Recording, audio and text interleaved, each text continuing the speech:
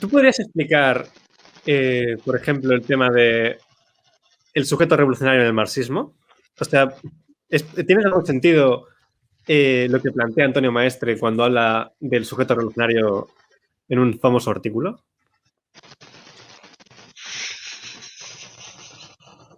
¿Por qué es el proletariado? A ver, hoy he leído a alguien decir que el sujeto revolucionario era la mujer trabajadora. Así, sin más, del siglo XXI. Que es como, pues nada, cada vez balcanizamos más el sujeto revolucionario. ¿Qué es un proletario? Proletario no es solo el obrero de la construcción o el que está en una fábrica apretando tuercas con un mono de trabajo.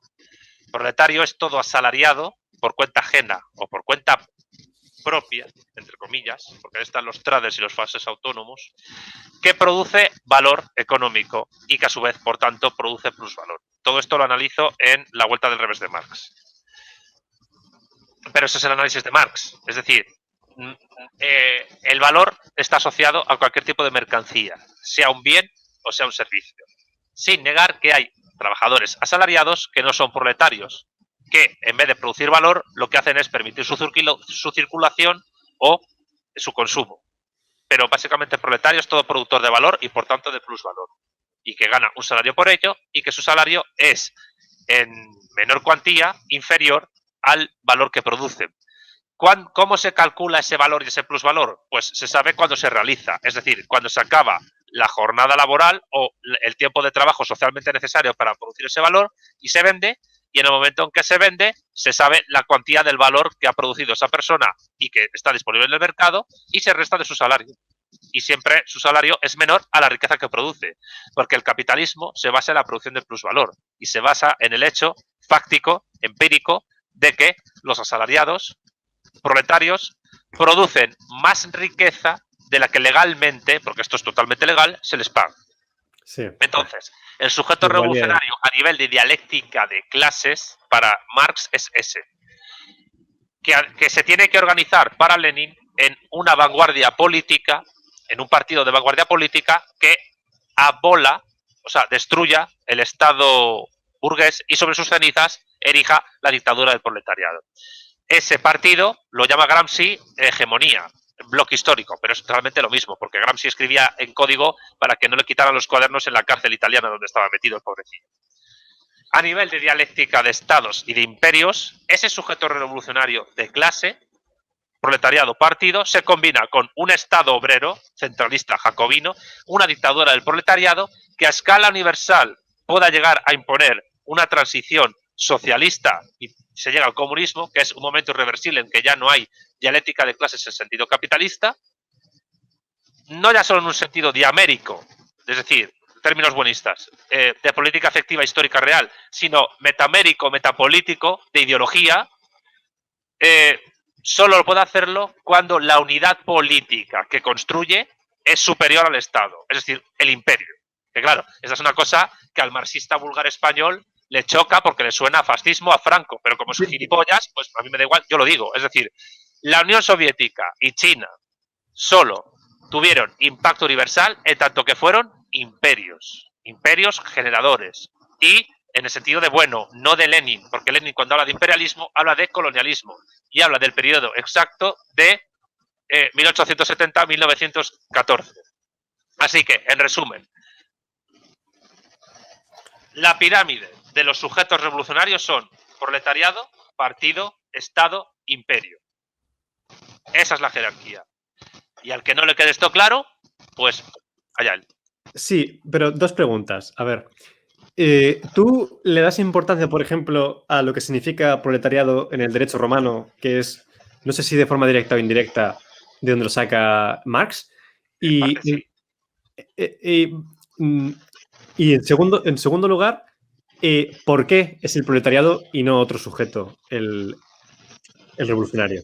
A ver, primero, la definición de proletariado del derecho romano es importante para Marx, pero en el capítulo cuarto inédito del tomo 1 del Capital, lo que afirma es que el proletariado es básicamente el productor de valor y por tanto de plusvalor. no solo el que solo tiene su prole. Porque es que además actualmente, y ya en Claro. época de Marx, había proletarios que ni siquiera tenían prole.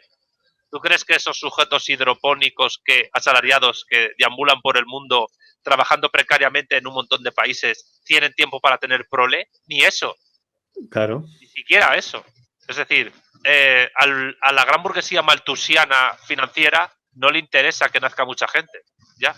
Le interesa que la que hay esté sobreexplotada, porque así son más fáciles de controlar. Son mucho más fáciles de controlar que unas masas humanas, como la India que se están manifestando ahora, puedan revolverse contra el capital y unirse, porque son muchos brazos en lucha. Entonces es mejor un proletario hidropónico que no tenga prole o tenga muy poca prole, que no tenga ningún tipo de raíz sólida a nivel social y que simplemente produzca plusvalor acá, allá y acullá. Sí, sin sí. más. Y luego, la segunda pregunta que has planteado, sí. que ya no me acuerdo cuál era. Si ¿la puedes repetir, por favor? No, digo que en ese sentido se está llegando a deshumanizar, bueno, a deshacer lo que es el proletariado en sí mismo. Pero bueno, la pregunta es ¿por qué es el proletariado el sujeto revolucionario y no otro? Vamos a ver. En el capítulo último del tomo 3 del Capital, las clases, Marx habla de más clases, aparte de burguesía y proletariado. El tema es que para Marx, solo el proletariado puede hacer una revolución socialista efectiva que nos lleve al modo de producción comunista. Otras clases podrían ser revolucionarias, pero yo creo que el efecto político de las mismas sería nimio, en tanto que el proletariado, como conjunto de productores de valor y de plusvalor, es mucho más numeroso que cualquiera de otras clases. Así que solo por efectos demográficos, por mayoría social, el proletariado como clase dominante sería, si tuviera el poder, mucho más efectivo y mucho más potente su revolución que cualquier otro tipo de revolución de clase. Por tanto, ¿por qué el proletariado? Porque el proletariado es la única clase que para Marx es capaz de abolirse a sí misma, de extinguirse a sí misma en el proceso de construcción de un socialismo que nos lleve a una situación irreversible, la comunista, en la cual ya no sea posible volver al capitalismo, ni a modos de producción anteriores. Y por tanto, la dictadura del proletariado supone, para Marx, el suicidio programado y planificado del proletariado como clase y al mismo tiempo la eutanasia procesal, si se quiere, de la burguesía como clase. Porque burguesía y proletariado son dos clases que entran en conflicto, pero que al mismo tiempo se necesitan mutuamente para existir. El capitalista no explota a los obreros porque sea mala persona, sino porque es su función social como clase el hacerlo. Y puede ser una persona maravillosa, y un proletario puede ser un tipo deleznable. Pero aquí no se trata de bondad o maldad, claro. Aquí se trata simplemente de realización social de un proyecto filosófico, político, antropológico, cultural, que es el marxista, el comunista, que necesita necesariamente que la mayoría proletaria del capitalismo tome el poder y se extinga en el proceso en que abole el poder burgués, que es el Estado burgués, que es la democracia. ¿Esto implica el fin del Estado como sociedad política? Pues en el sentido moderno sí, pero no en el sentido de sociedad política. Que esto también es otra cosa que creo que hay que tener clara. Bueno, habla de sociedad postestatal. Es decir, la unidad política comunista puede ser la resultante de la fusión de estados que, de la misma manera que los estados feudales se fusionaron en la monarquía autoritaria del siglo XV y XVI y luego esta se transformó en monarquía absoluta y luego dio lugar a la nación política, lo mismo podría ocurrir con los estados nación burgueses que se fusionaran en sociedades postestatales que, desde el planteamiento de Marx y de Bueno, ya no serían capitalistas. Por tanto, el proletariado como clase social en el marxismo es sujeto revolucionario, en resumen, porque no le queda otra. Sí, es que yo no sé si... yo creo que, no es tu caso, pero, por ejemplo, yo creo que una de las cosas que se hace más complicada para ser marxista en el siglo XXI, en la posmodernidad, etcétera, es que todo esto se entiende sin una idea del hombre, sin una idea del ser humano, que diríamos ahora. Se entiende, porque yo creo que no se acaba de entender si no tenemos en cuenta la idea del ser humano que tenía Marx. Y entonces, coméntame este punto. Y luego, Sí. esto tiene que ver con, yo no sé si sigues utilizando esta expresión, la negación de la negación, ¿tiene que ver con la negación de la negación? A ver, es que volvemos a Hegel. La expresión tesis, antítesis, síntesis que se atribuye a Hegel jamás la usó Hegel. Nunca, nunca. Llega a través de terceros. Lo que Hegel usó mayoritariamente en sus textos fue afirmación, negación y negación de la negación. Que otra gente lo llama de otra manera, vale, pero es que es eso. Y la dialéctica, según Bueno, puede tener varios caminos en los que puedan estar incluidas. Por supuesto, la afirmación, la negación y la negación de la negación. Bueno, habla de 4 figuras de la dialéctica: metábasis, catástasis, anástasis y ¿cuál era la otra? Catábasis, creo. Metábasis, catábasis, anástasis. Pues se me ha olvidado. Bueno, da igual. El caso es que esos procesos dialécticos se tienen que dar porque si no aplicas la dialéctica a la historia, pues bueno, te quedas en una falsación popperiana, simplemente. Que Popper, con su teoría de la falsación, te explica, supuestamente, la solidez de una verdad científica, pero no te explica cómo se produce esa verdad científica.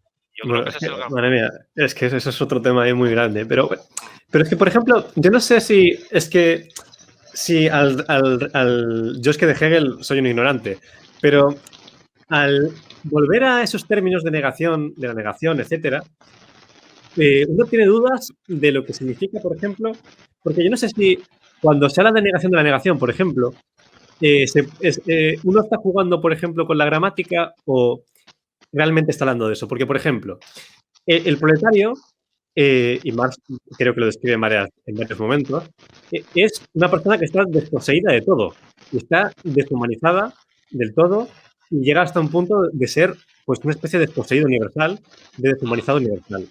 Entonces, se convierte en la negación del hombre, tal como lo entiende Marx. Y el tema es que la negación de esa negación es como una restitución del hombre. Es como una especie de restauración. Y entonces, esa negación de la negación es la emancipación. Y el tema es que esto hace que aplicarlo a otros sujetos pues, se vuelve muy complicado, ¿no? O, no sé si tengo razón o corrígeme, por favor.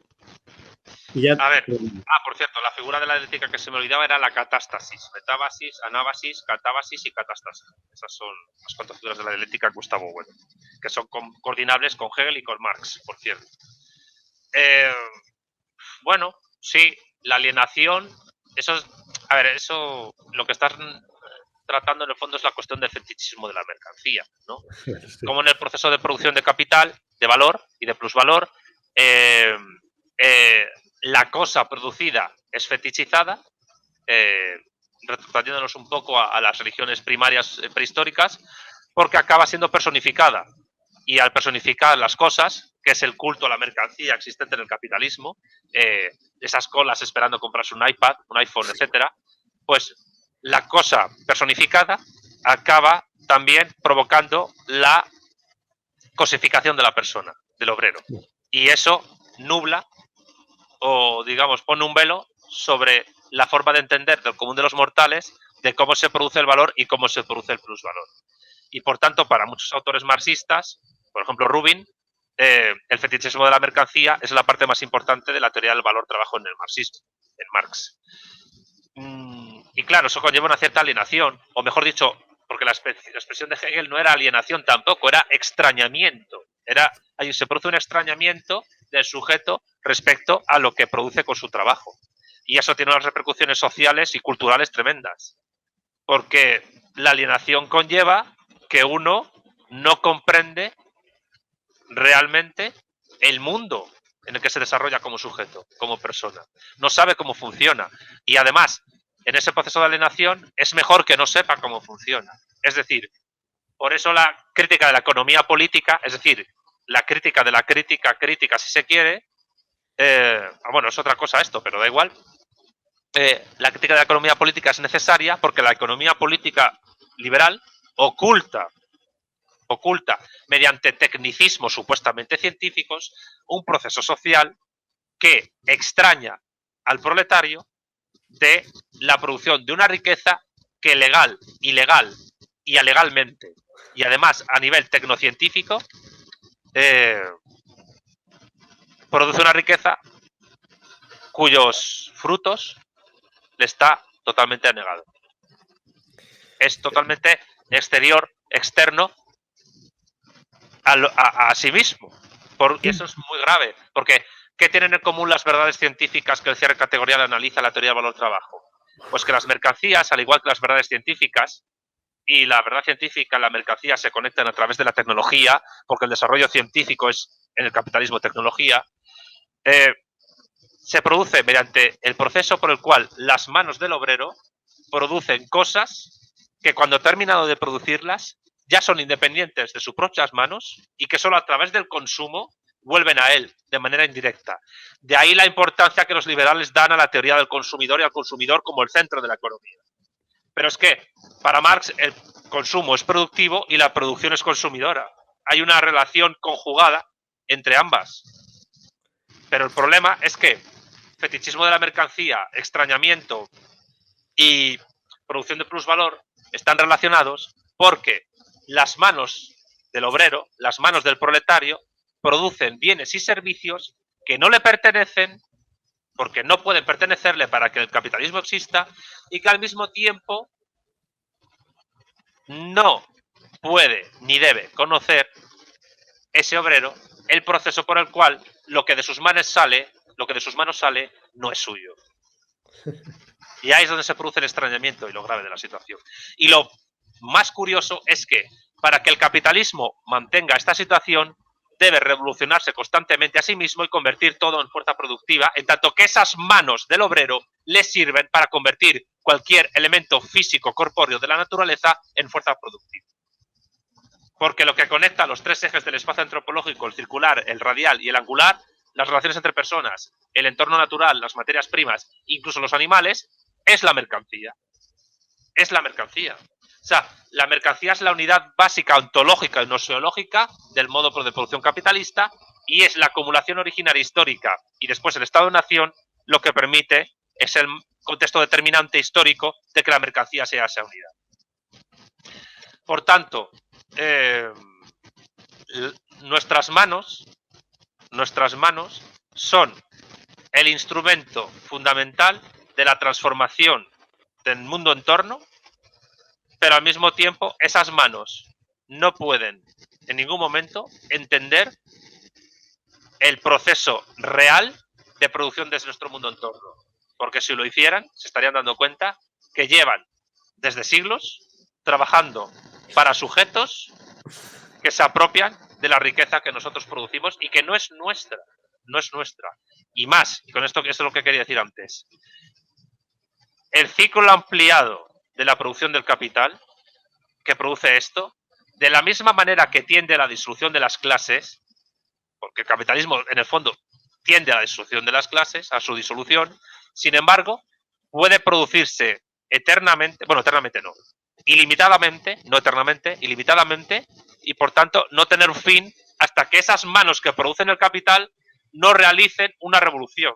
Por tanto, las armas que producen las mercancías solo pueden, para Marx, recuperar por la fuerza la riqueza que han producido cambiando la máquina herramienta por el arma. El arma, y no, con el arma no me refiero solo al fusil, que también, me refiero al libro, a la cátedra, a la piedra, a la ropa, a lo que haga falta. Es decir, nuestras manos son aquello que nos permitiría transformar el mundo siempre y cuando esas manos supiesen que el mundo está hecho por ellas, pero no les pertenece. Y esa es la idea clave de la alienación, del extrañamiento y del fetichismo de la mercancía. Es que esto es un tema muy largo, pero vamos, es como que Marx pretende romper la ruptura de la economía natural, ¿no? Por ahí va la cosa, ¿no? Básicamente.